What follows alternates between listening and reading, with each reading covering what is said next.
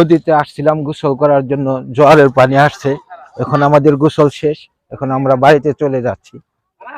এই যে আমরা কতটি মিলে আসছিলাম গোসল করার জন্য, তাই বন্ধু বান্ধব ব্যস্ত সবাই নিয়ে গোসলে আসছিলাম। জোয়ারের পানি আসছে, দীর্ঘ 1 বছর পরে আসলাম গোসল করে, এখন বাড়িতে চলে যাচ্ছি আমরা এখন।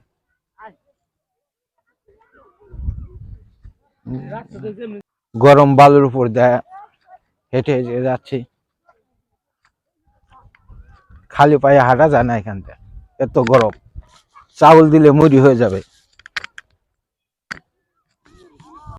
এই যে নদীর কাঁসার, এই কাঁসার উচ্চতা উহুদ পাহাড়ের সম পরিমাণ, উঠতে প্রায়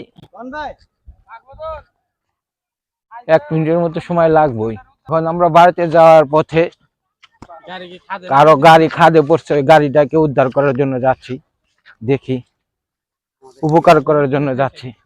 গাড়িটা ফেসে গেছে, দেখি। আমার জীবনটাই মানুষের উপকার করার জন্য বিলিয়ে দিছে, শুধু মানুষের উপকার আর উপকারই করে যাচ্ছে। মানুষগুলো সে উপকারের কথা মনে রাখে না, ভুলে যায়। যেমন এই যে আজকে উপকার করার জন্য যাচ্ছি। নাই আসো, গাড়িটা বিপদে পড়ছে, একটু উদ্ধার করে দিয়ে আসো। আমরা এই যে গাড়িওয়ালা ভাই বিপদে পড়ছে, তার গাড়িটাকে একটু ধাক্কা দিয়ে উঠিয়ে দেবো। মাহমুদুল আসো, একটু ধরো।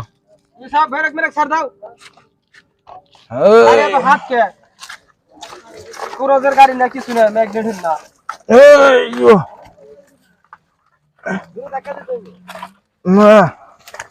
নাকি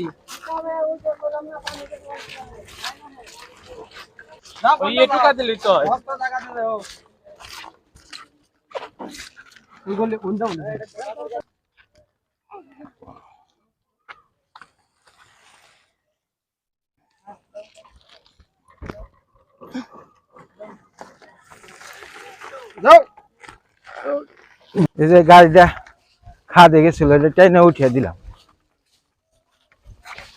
ড্রাইভার খুব পাকা, ওই যে গাছের সাথে বাজিয়ে দিছে। হ্যাঁ, সবাই মিলে ধাক্কা দাও।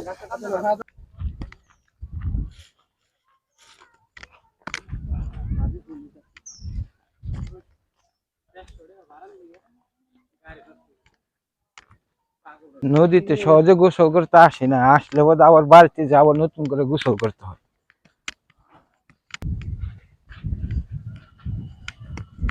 এটা হলো আমাদের নদীর থেকে বাড়িতে যাওয়ার রাস্তা। এখন আমরা বাড়ির দিকে যাচ্ছি। প্রতিমধ্যে একটা গাড়ি নষ্ট হয়েছিল, সেটা ধাক্কা দিয়ে একটু সহযোগিতা করলাম।